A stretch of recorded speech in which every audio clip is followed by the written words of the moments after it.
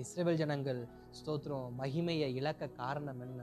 இஸ்ரவேல் ஜனங்கள் பார்வையை இழக்க காரணம் என்ன? இஸ்ரவேல் ஜனங்கள் தன்னுடைய வழியில் இருக்கிற கோணல்கள் உருவாக்கப்பட காரணம் என்ன? முழுக்க முழுக்க கர்த்தருக்கு கீழ்ப்படியாம கர்த்தர் வேண்டாம் என்று சொன்னதை வேண்டும் என்று சொன்னதுனால. இன்றைக்கு எத்தனை பேர் அந்த அனுபவத்தை உணர்ந்திருக்கீங்க வாழ்க்கையில?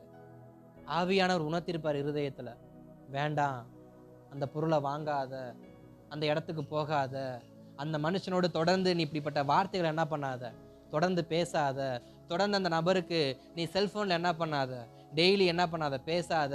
இது எல்லாமே உன் வாழ்க்கைக்கு பெரிய விளைவுகளை கொண்டு வரும், பின் நாட்கள்ல உனக்கு பெரிய பாதிப்பை ஏற்படுத்தும் அப்படின்னு ஆரம்ப கட்டத்திலேயே சில ஏவுதலை கர்த்தர் இருதயத்துல கொடுத்திருப்பார்.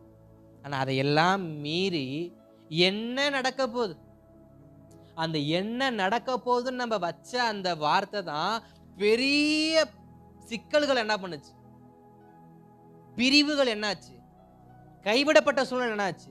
காரணம் என்ன? வேண்டாம் என்று சொன்னதை வேண்டும் என்று எடுத்துக்கொண்டதுனாலதான்.